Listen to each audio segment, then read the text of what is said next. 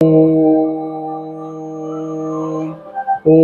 सहनाववतु सहनो भुनक्तु सह वीर्यं करवावहे तेजस्विनो अवधितमस्तु मा विद्विषावहे।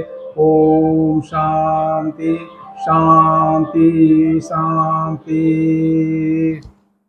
Hello everyone, myself Santosh Chaube. Good morning to all of you. Today we shall discuss a very important topic of science. आज की class में हम लोग विज्ञान के एक बहुत ही महत्वपूर्ण और चैप्टर पे बात करने वाले हैं। चलिए हम लोग क्लास को स्टार्ट करते हैं। देखो, आप यहाँ पे इस वीडियो क्लिप में देख सकते हो कि there is a lady who is enjoying the water spring. यह जो है झरने के जल का आनंद ले रही है। And she is wondering why this water is falling down not going upward.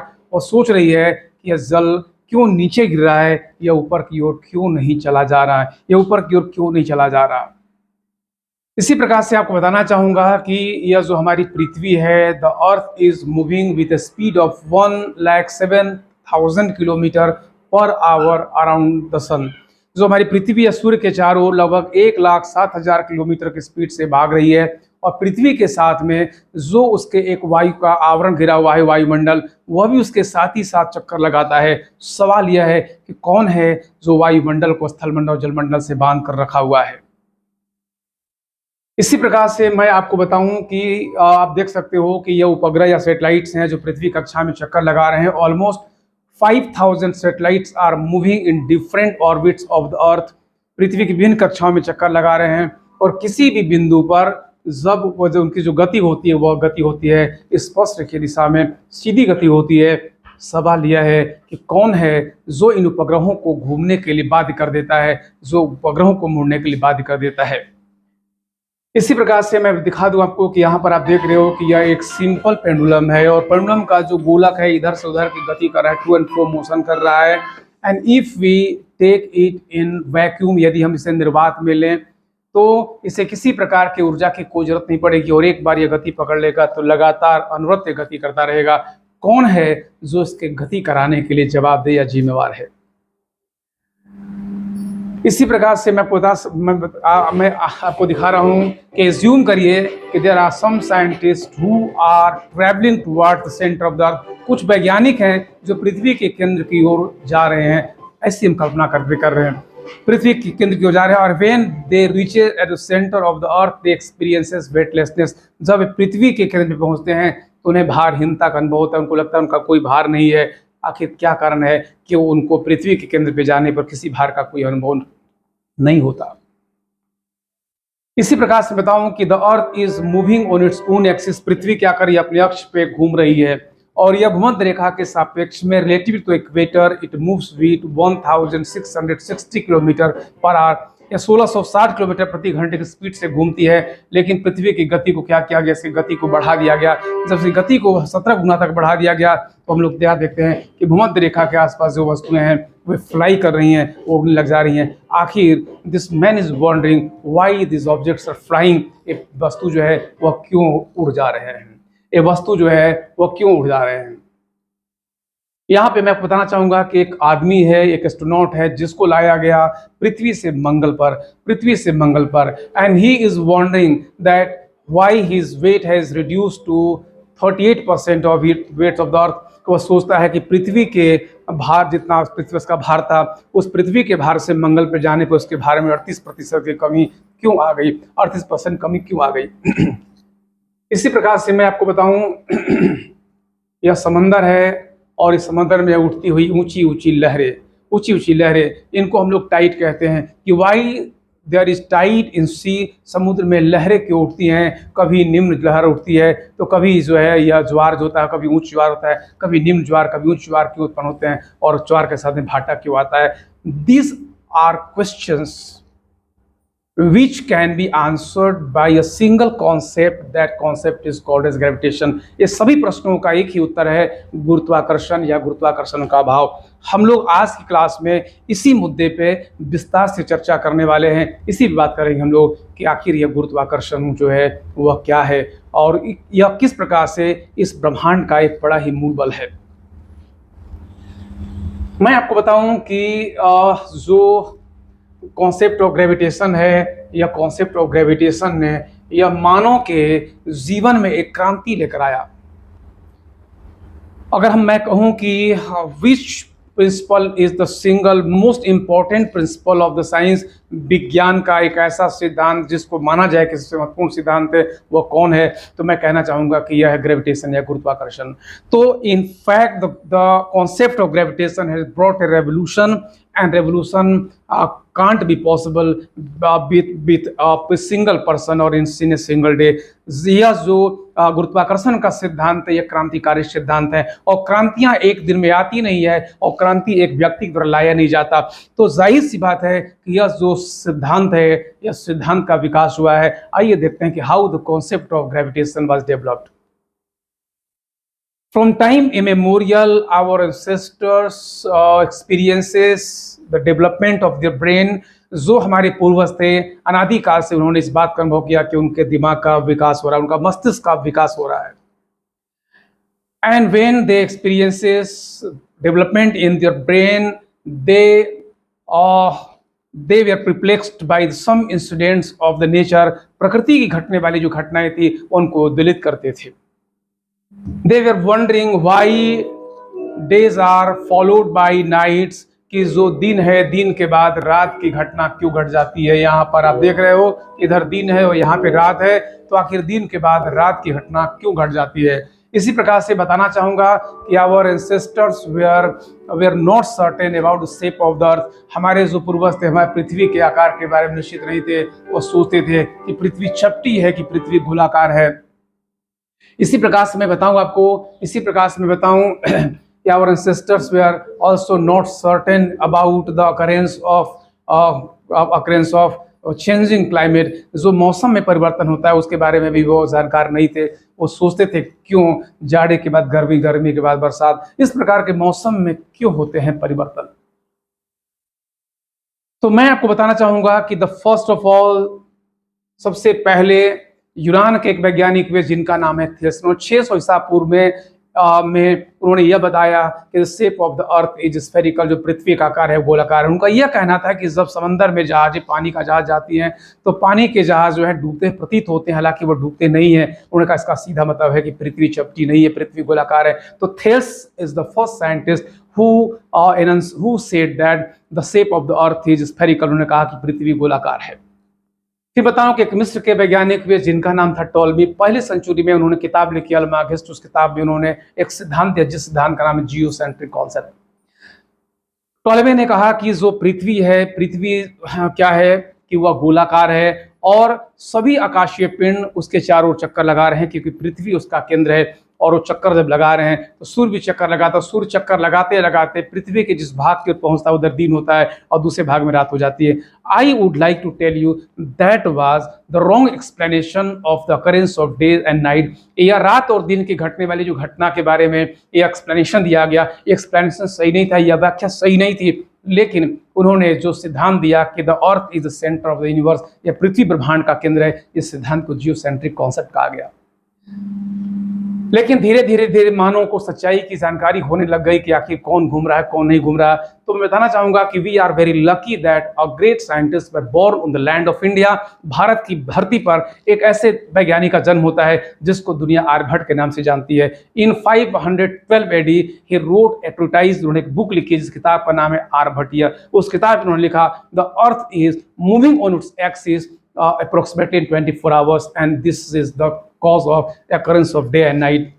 उन्होंने कहा कि जो पृथ्वी है, यह पृथ्वी अपने अक्ष पर लगभग 24 घंटे में घूम जाती है और पृथ्वी के अपने 24 घंटे में घूमने से दिन और रात की घटना घटती है।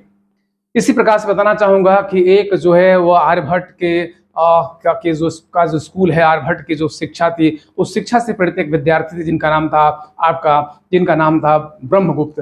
ब्रह्मगुप्त ने एक किताब लिखी है जिस किताब का नाम है आर्यभटीय, सॉरी, जिस किताब का नाम ब्रह्म स्फोट सिद्धांत। इस किताब में इन्होंने यह लिखा कि the earth has the power to attract everybody towards itself, पृथ्वी के अंदर खींचने की ताकत मौजूद है। एंड आफ्टर 5 सेंचुरी, 5 शताब्दी बीतने के बाद Bhaskaracharya designated that force as gravity, जो भास्कराचार्य ने इस बल को गुरुत्व बल कहा। और इस प्रकार से यह भारत की भूमि है जहां पे गुरुत्व बल मतलब पृथ्वी के अंदर खींचने की ताकत है, इस बात की जानकारी दी गई। फिर कहते हैं ना, ज्ञान के पंख होते हैं, तो ज्ञान जो है उड़ता उड़ता पहुंच गया फिर यूरोप में।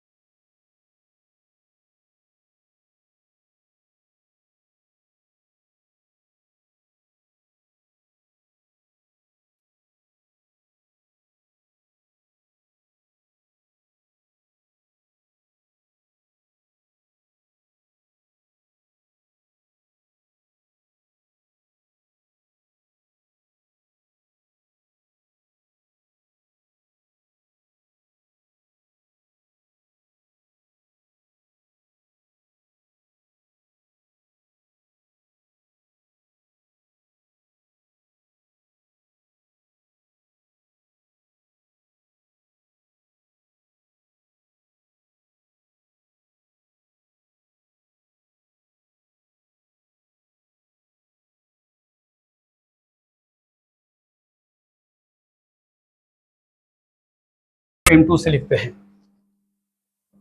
और उनके बीच की दूरी r ली जाती है। तो न्यूटन ने देखा कि अगर हम m1 के मान को बढ़ा दें तो इनके बीच में जो आकर्षण का बल लग रहा है F, उसका मान बढ़ जाता है।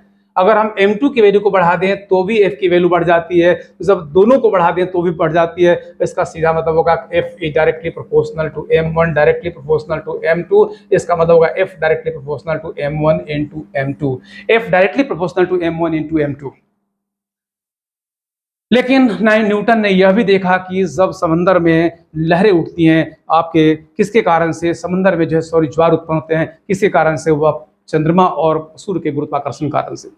जब चंद्रमा और सूर्य एक दूसरे के बिल्कुल सीध में होते हैं और पृथ्वी के सीधे होते हैं तो सबसे ऊंचा ज्वार उत्पन्न होता है। उसका कारण होता है कि दोनों की सम्मिलित गुरुत्वाकर्षण शक्ति काम करती है। जब चंद्रमा और सूर्य एक दूसरे के परपेंडिकुलर होते हैं, एक दूसरे के जो है वो 90 डिग्री का कोण बनाते हैं, मतलब यहाँ पे आपकी हो गई पृथ्वी, यहाँ पे चंद्रमा और यहाँ पे सूर्य, तो यहाँ पे सबसे निम्न ज्वार उत्पन्न होता है। जो ज्वार उत्पन्न होगा वो सबसे हल्का होगा। लेकिन मैं बताऊँ आपको कि न्यूटन ने यह भी देखा कि अगर हम बात करें चंद्रमा की, तो चंद्रमा के कारण से जो ज्वार उत्पन्न किया जाता है, उसका मान जो है वह सूर्य की अपेक्षा में लगभग 45% अधिक है। मतलब कि चंद्रमा सूर्य की अपेक्षा में पृथ्वी पर 45% अधिक ज्वार उत्पन्न करने में सक्षम है। समंदर की लहरें जो हैं वो चंद्रमा के कारण से ज्यादा ऊंची उठती हैं, न कि सूर्य के कारण से। लेकिन सवाल यह है कि अगर ये सिर्फ द्रव्यमान पर निर्भर करता है तो सूर्य का द्रव्यमान तो बहुत ज्यादा है चंद्रमा से।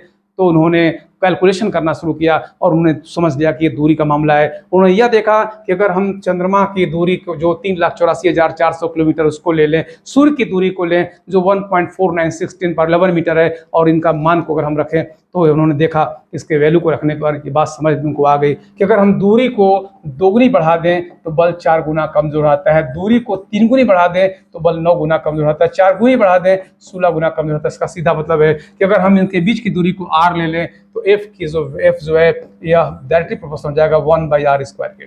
इस प्रकार से न्यूटन ने यहाँ पर एक सिद्धांत न्यूटन ने इक्वेशन दिया F directly proportional to m1 m2 divided by r²।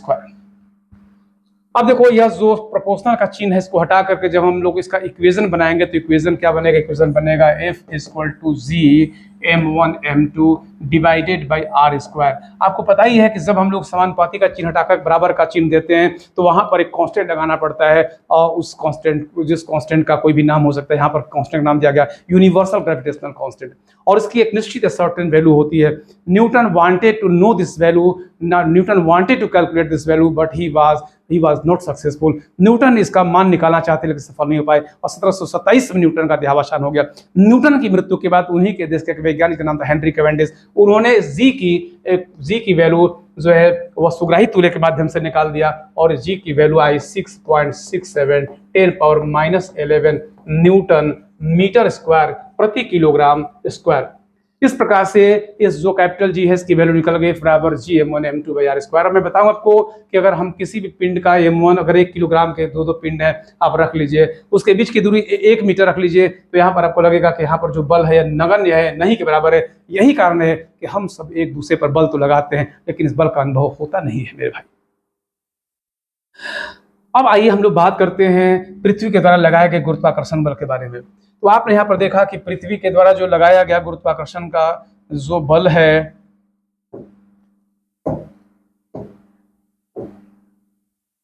तो यहाँ पर एक वैल्यू आ गया F बराबर F = g m1 m2 divided by r²।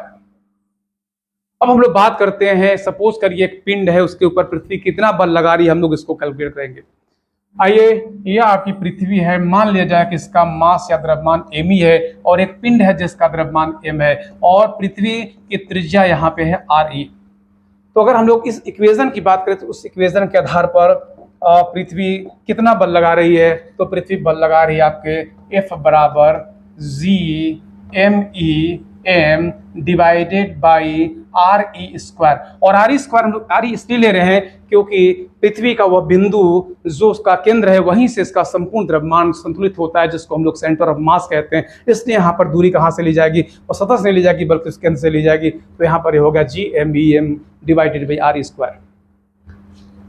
अब देखो, आपको मैं एक बात बताना चाहूंगा, इसको इक्वेशन 1 नंबर 1 मन दे रहे हैं। बात बताना चाहूंगा कि जब हम किसी पिंड पर बल लगाते हैं और बल लगाने से पिंड की स्थिति में परिवर्तन हो जाता है तो कहा जाता है कि त्वरण उत्पन्न हो गया।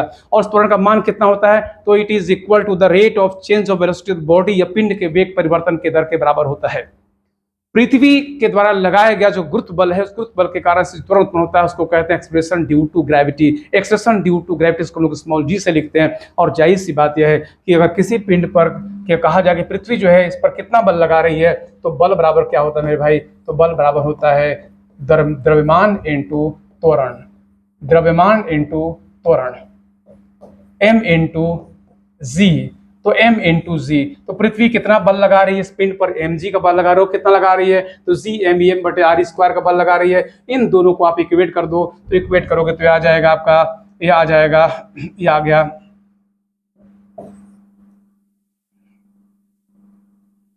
ये आ गया G M E M divided by R square बराबर m इंटू जी। तो m से m कैंसिल हो गया और इस प्रकार से यहाँ पर वैल्यू आ गई g बराबर G M E divided by R E square. मतलब पृथ्वी जो है जो वेग में जो परिवर्तन कर रही है किसी पिंड का, वह कितना कर रही है, तो जी एम ई बटे आर स्क्वायर के बराबर। अब मैं बताना चाहूंगा कि यह चूंकि यहाँ पर यह जी क्या है, सार्वत्रिक गुरुत्वाकर्षण नियतांक, एम ई क्या है, पृथ्वी के द्रव्यमान, आर ई क्या है, पृथ्वी की त्रिज्या। इसका सीधा मतलब यह है कि जो पिंड है, पिंड के द्रव्यमान पर पृथ्वी के द्वारा लगाया गया गुरुत्वीय त्वरण का मान निर्भर नहीं करता है। और इस प्रकार से जी की वैल्यू रख दी जाए, एम ई की वैल्यू रख दी जाए, आर ई की वैल्यू रख दी जाए। यदि आप इसका जो है इसकी वैल्यू रख दोगे तो मैं बताना चाहूंगा कि जी की वैल्यू हम लोग रखते हैं यहाँ पर 6.67 10⁻11। पृथ्वी का द्रव्यमान 5.97 10⁻24 kg रख दें।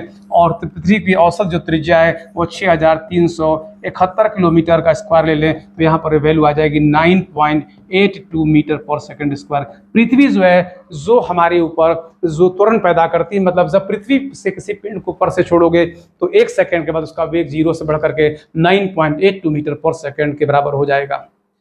तो पृथ्वी पर जो है जो जी की वैल्यू हो गई, वह जी की जो वैल्यू हो जाएगी वह 9.82 मीटर पर सेकंड स्क्वायर के बराबर हो गई। अब हम लोग यहाँ पे बात करेंगे कि जो जी की वैल्यू है, क्या पृथ्वी पर सभी बिंदु पर एक समान है, क्या पृथ्वी पर जो है सभी बिंदु पर एक समान है। इसके लिए हम लोग थोड़ी सी बात करेंगे द्रव्यमान और भार के बीच में क्या अंतर है, तो हम लोग आगे यहाँ पर कुछ क्वेश्चन पे बात कर लेंगे। देखिए, बताना चाहूंगा कि mass is the measurement of the amount of substance. किसी भी पिंड के द्रव्यमान की मात्रा की माप को द्रव्यमान कहते हैं। और भार क्या है, it is weight is a force by which the earth attract a body towards itself. किसी पिंड का भार एक बल है जिस बल से कोई आकाशीय पिंड उसको अपनी ओर खींचता है। मतलब सूर्य पर आपका भार एक बल है जिस सूर्य आपको खींच रहा है, चंद्रमा पर आपका भार एक बल है चंद्रमा आपको खींच रहा है। इस प्रकार से किसी भी पिंड पर आपका भार वो बल होता है जिस बल से वो खींचता है, जिसको हम लोग कहते हैं गुरुत्वाकर्षण बल, ग्रेविटेशनल फोर्स। तो यहाँ पे देखो सवाल आ जाता है, मैं आपको बता दूं, जैसे उदाहरण की बात करें हम लोग, तो उदाहरण के लिए आपका मान लो कि द्रव्यमान है 10 kg। चंद्रमा पे जाओगे तो भी आपका द्रव्यमान 10 kg रहेगा, सूर्य पे जाओगे तो द्रव्यमान 10 kg रहेगा। कहीं भी जाएंगे द्रव्यमान में कोई चेंज नहीं आएगा, क्योंकि मास क्या है, आपके अंदर खून पानी जो भी द्रव है, उस द्रव की मात्रा जो होती है, उस द्रव्य की मात्रा को हम लोग द्रव्यमान कहते हैं। लेकिन भार क्या है, एक बल है जिसे जिसे कोई पिंड अपनी ओर खींचता है। तो चूंकि देखो, अगर जैसे हम बात करें कि पृथ्वी पर आपका भार अगर 60 न्यूटन के बराबर है, तो अगर आप चंद्रमा पे जाओगे तो यह आपका 1/6 हो जाएगा, मतलब मात्र 10 न्यूटन होगा। और यदि आप चले जाएंगे सूर्य पर तो यह आपका 28 गुना बढ़ जाता है, मतलब ये 1680 न्यूटन के बराबर हो जाएगा। सीधी बात यह है कि भार में परिवर्तन हो सकता है, लेकिन द्रव्यमान में परिवर्तन अपने आप नहीं होता। और द्रव्यमान को हम लोग भौतिक तुल्य से मापते हैं, जबकि भार को जो है स्प्रिंग तुल्य के द्वारा मापा जाता है। चलो, अब हम लोग देखते हैं कि जी की जो वैल्यू है किस प्रकार से वेरी करती है। मैं क्लास को लंबा नहीं करना चाहता, इसको पार्ट 1 पार्ट 2 में करके पढ़ाऊंगा। तो ये आपका जो पार्ट नंबर 2 आएगा, variation of g on the earth, पृथ्वी के विभिन्न बिंदुओं पर जी की वैल्यू में किस प्रकार से चेंजेज आते हैं, हम लोग उसको नेक्स्ट क्लास में बात करेंगे। चलिए, thank you very much everyone, thank you so much.